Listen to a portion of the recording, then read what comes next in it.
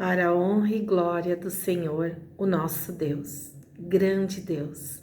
Salmo 145. Eu te exaltarei, ó Deus, Rei meu, e bendirei o teu nome pelos séculos dos séculos. A cada dia te bendirei e louvarei o teu nome pelos séculos dos séculos. Grande é o Senhor, muito digno de ser louvado. A tua grandeza é insondável. Uma geração louvará as tuas obras a outra geração e anunciará os teus atos poderosos, na magnificência gloriosa da tua majestade, e nas tuas obras maravilhosas meditarei. Falar-se-á do poder dos teus feitos tremendos, e eu contarei a tua grandeza. Publicarão a memória da tua bondade e com júbilo celebrarão a tua justiça. Bondoso e compassivo é o Senhor. Tardio em irar-se e de grande benignidade. O Senhor é bom para todos. As suas misericórdias estão sobre todas as suas obras. Todas as suas obras te louvarão, ó Senhor, e os teus santos te bendirão. Falarão da glória do teu reino e relatarão o teu poder, para que façam saber os filhos dos homens os teus feitos poderosos e a glória do esplendor do teu reino. O teu reino é um reino eterno. O teu domínio dura para todas as gerações. O Senhor sustém a todos que estão a cair e levanta a todos que estão abatidos. Os olhos de todos esperam em ti, e tu lhes dá o seu mantimento a seu tempo. Abres a mão e satisfazes o desejo de todos os viventes. Justo é o Senhor em todos os seus caminhos, e benigno em todas as suas obras. Perto está o Senhor de todos os que o invocam, de todos os que o invocam de verdade. Ele cumpre o desejo de todos os que o temem, e ouve o clamor e o salva. O Senhor preserva todos os que o amam, mas a todos os ímpios ele destrói. Publiquei a minha boca o louvor do Senhor, e bendigna toda a carne o seu santo nome para todo o sempre. Glória a Deus. Vamos então falar sobre a pesquisa realizada sobre os gigantes e o Egito Antigo. Se existiam esses gigantes, se eles estavam lá, como chegaram, de onde vieram. A pesquisa ela me surpreendeu porque consegui fazer um link com tudo aquilo que a gente já aprendeu, com tudo aquilo que estudamos, tanto links com a Bíblia, com o que diz a palavra de Deus, quanto os estudos científicos, na verdade. E o que mais me chamou a atenção são que as comprovações arqueológicas, elas não foram assim antigas, elas são praticamente contemporâneas. Então, se levou-se muito tempo para que esse conhecimento fosse revelado à humanidade dessa existência. E é óbvio que há os incrédulos e que há os que creem e há aqueles que fantasiam. Diante desse público todo, onde nós cristãos vamos ficar? Na minha opinião sobre os gigantes do Egito, eu fico com as questões e as evidências, fatos descobertos. Por quê? Porque essas civilizações elas existiram e deixaram vestígios. Esses vestígios estão ligados ao desenvolvimento da humanidade, a uma mudança geral, não só de facilidade de vida, como também genética. Isso me chamou muita atenção. Mas então vamos falar dos gigantes do Egito. O que eu pesquisei foram sites. Eu não tenho nenhum livro apropriado sobre esse tema, então foi mais uma pesquisa digital, virtual. Mas ela foi muito rica e muitas coisas a serem lidas, que eu não tive muito tempo, mas isso não justifica, é claro que chamou muito a minha atenção. E desde criança, sim, eu tenho esse interesse pelo Egito Antigo, pelas mitologias gregas, romanas e etc e tal. Mas enfim, as civilizações do Egito Antigo, elas deixaram rastros de evidências de suas existências e de como que era a vida humana naqueles primórdios, dando origem a uma civilização organizada e com valores. Uma aristocracia se surgiu ali, uma aristocracia faraônica. São evidências com mais de 4.000 anos de existência. São elas mausoléus, pirâmides, hieroglifos, ilustrações, desenhos, monumentos. São pistas deixadas, que na verdade o tempo não apagou. E os estudiosos, através disso, descobriram e compreenderam como o povo se organizava, essa civilização antiga, qual era o seu propósito e o que eles vislumbravam para o nosso futuro, para o futuro deles, no caso, Um futuro da humanidade, como que isso seria? Acreditar que havia gigantes na Terra é algo difícil, mas eles estavam lá. Segundo a minha pesquisa, o fato é de que as evidências, elas são concretas. E essas pesquisas são simples de fazer, O Google hoje nos ajuda muito, é uma ferramenta muito boa, como aprendemos a garimpar. Então, as primeiras civilizações do Egito Antigo implicam claramente que os primeiros habitantes / governantes eram gigantes. Eu encontrei uma fala que fala sobre o Livro das Maravilhas, que foi escrito por árabes, e conta sobre a tradição egípcia antes do Grande Dilúvio. Então, chega-se à conclusão de que os gigantes estavam aqui antes do dilúvio. Diante de todos esses dados concretos descobertos, eu creio que eles usam aquela medição de carbono para socializar esse fato.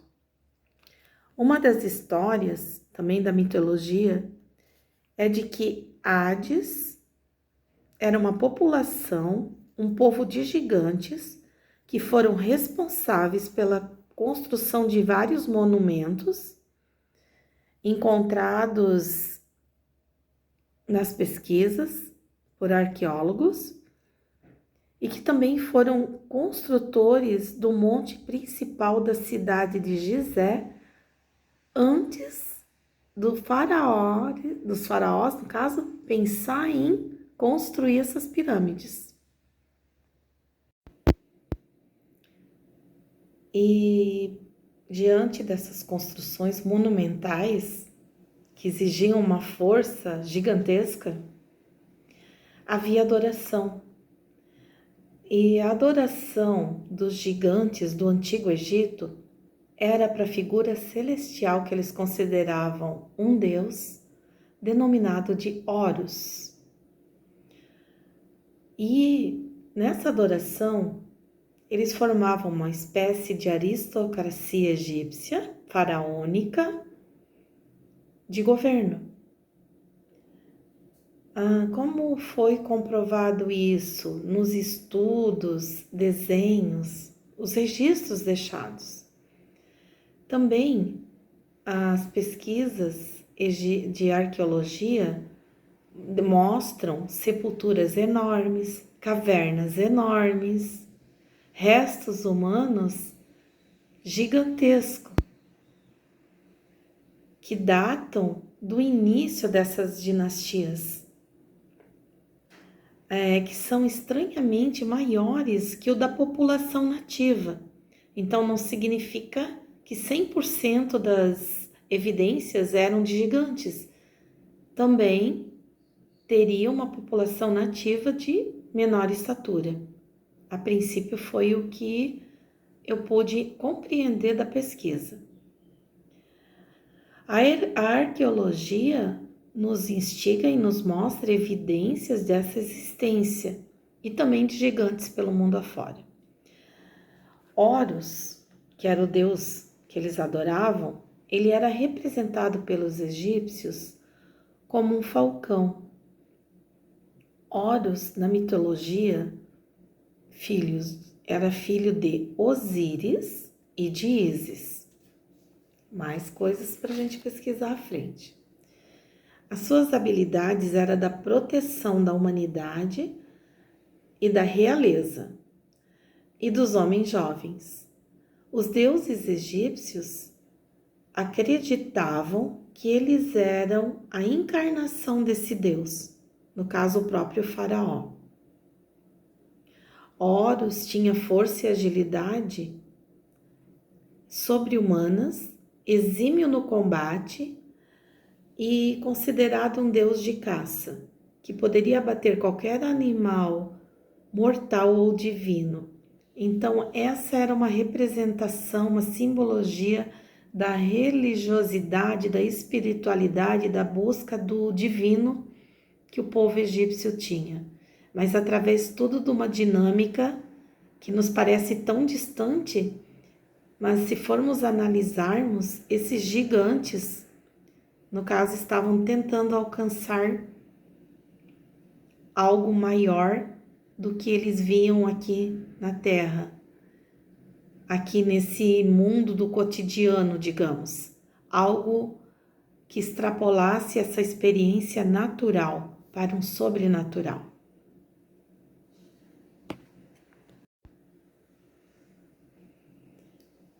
Diante dessa evidência, dessas representações de busca de contato com o deus Horus, né? Havia também, no caso, o sacrifício humano, que o maior sacrifício, na verdade, era do faraó, né? Que ele dava sua vida para que essa energia toda fosse canalizada, e ele teria que ser realmente uma pessoa muito maior em estatura, em tamanho, em potencial físico para receber toda essa, digamos, energia. Uma das evidências do primeiro gigante conhecido foi através da pesquisa de Michael Habicht, da Universidade de Zurique, publicado na revista científica Lancet em 1991. Trata dos restos mortais do faraó antigo do Egito, óbvio, Sa-Nakat. Remete à ancestralidade do gigante humano conhecido. Conhecido através do quê? Desses vestígios mortais. Os ossos datam da terceira dinastia. Revelaram também, através dos estudos, a situação de uma condição genética chamada de acromegalia, que se refere a uma superprodução hormonal causando gigantismo, aumento nos pés, nas mãos, testa e mandíbulas. Esses estudos de genética da antiguidade revelam essa evolução do gigantismo na humanidade.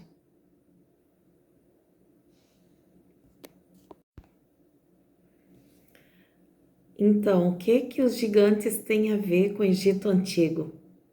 Realmente tem muito a ver por toda uma questão de canalização de energia, de adoração, de poder, na busca pelo Supremo. A existência de gigantes que andaram por essa terra através das evidências arqueológicas, daquilo que foi deixado para trás, daquilo que foi registrado. E muito se fala da mitologia, das histórias fantasiosas, e também há fatos, porque os templos, as pirâmides, os vestígios estavam lá para mostrar como essa população vivia, o que ocorria naquela época, em termos de rituais, em termos de necessidade de ter esse corpo avantajado, esse corpo gigante, essa genética alterada, essa genética diferenciada que não era de todos, eram de alguns. Que podemos analisar, fazer uma analogia com portais. Qual é o receptáculo? Qual é o vaso de honra? Eu consigo pensar nisso devido a todo um estudo que já temos feito nos guardiões e que os gigantes eles tinham um porte diferenciado para absorver tanta força. Um exemplo simplório da minha parte é como quando você toma um choque elétrico, você cai para trás, você leva um susto, você larga aquilo que você tem na mão. Pensa uma energia canalizada, a força de um corpo humano. Então, diante disso, eu creio que essa seria a minha maior reflexão diante de uma ligação do Antigo Egito e os gigantes. Eles eram necessários. Talvez não foram criados ou gerados para isso, mas há um grupo que trabalha na necessidade daquilo que se precisa com aquilo que se tem e o que se tinha à época. Esse formato, essa anatomia avantajada. E hoje, há muito mais que isso a ser usado nos dias de hoje. Então fica a dica para nos atentarmos para os gigantes que nos atormentam, para os gigantes que às vezes estão adormecidos dentro de nós. Qual é o gigante que você quer despertar?